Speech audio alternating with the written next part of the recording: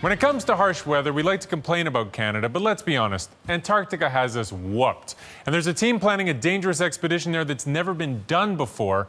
Wait till you see what they're up against. These daring pilots are gearing up for a dangerous flight in one of the coldest and most isolated parts of the world. It's very much the ultimate expedition. It's never been done before. It's the fact that it might inspire at least one person to get up and do something they've never done before. Corporal Alan Robinson is one of the 8 wounded and injured British servicemen on Flying for Freedom, a record-setting expedition by microlight to the South Pole. The risks during the journey are obviously to do with flying, crashing, which is something we really don't want to do. The cold weather is a massive risk. So you've got tension on the wing to that point? There's also risks associated with people's disabilities. The epic undertaking is the dream of pilot John Lady. With Antarctica, we have the opportunity to allow a team of wounded, injured and sick guys to do something that an able-bodied person hasn't done before. His plan? Fly 5 aircraft with a supporting ground crew from the coast of Antarctica to the South Pole and back, over 3,200 kilometers. Antarctica is an extreme environment with extreme weather. It's the coldest place on Earth. So what we have to do is not tame the environment, but learn to live with it and look for windows of opportunity within the continent itself. What drives me is I want to get my friends to the pole. That's 30 days in the fierce cold, minus 30 degrees Celsius in an open cockpit, making it one of the most extreme flights on the planet. Today, they're in northern Sweden, prepping the microlights for cold weather training. We've rigged the aircraft several times, found a few minor problems with the wing. We're making progress, so it's good, but this is the kind of thing we've come here to find out. It's crucial they learn the aircraft inside and out. That's hitting the side of the pod. It's not allowing any steering. So we've got the wheel off, and now we've got to mount this thing back on. I think you'll find it nice and homely. Hope you like the pictures. The next day, Alan and a few others set up camp at a frozen lake. If they can't survive here, Antarctica is out of the question. Yeah, built a shelter, which actually worked.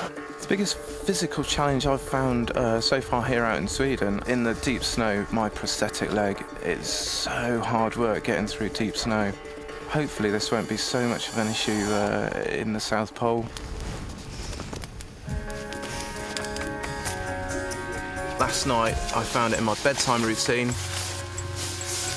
The snow that built up in my boot, my prosthetic leg, all iced over, and I couldn't get my boots off last night. Nathan had to give me a little bit of a hand with that. So let's find out how easy it is to get the prosthetic leg on this morning. My injury is an above-knee amputation to my right leg.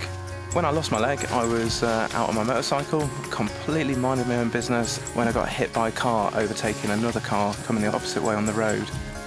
I realised that I had severely broken my leg. After I'd got to hospital, I got anaesthetised. I came around without my leg. So putting a boot on prosthetic is like putting a boot on a very uncooperative child. Difficult, but not impossible. We're done.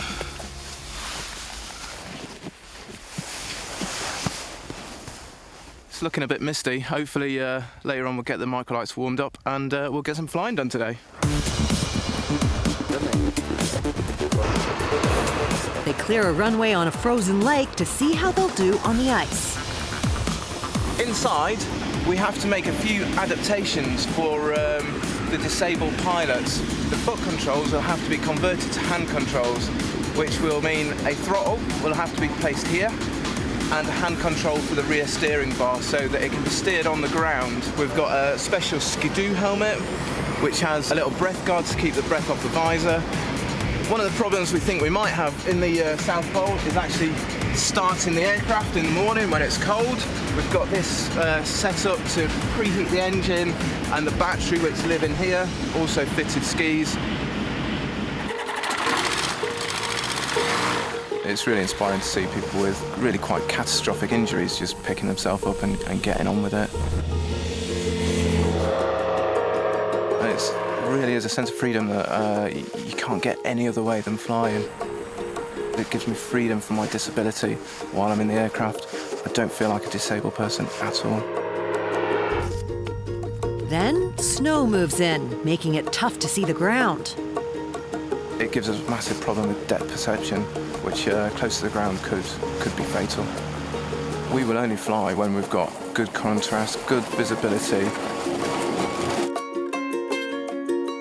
Alan knows it's just a small taste of what Mother Nature could throw their way in a year from now, but that's also how you make history. I will feel very nervous about going to the Antarctic. It's a very big undertaking, a little bit risky, but with all the training that we've done, I'll feel ready more than anything else. On top of all the challenges ahead, one of the biggest will be a total replacement of the wiring and fuel lines because the existing ones get too brittle in the frigid Antarctic temperatures. Now, if all goes well, the expedition will take place in December, and we wish the team all the luck in the world. Absolutely. Okay, let's check out some of the other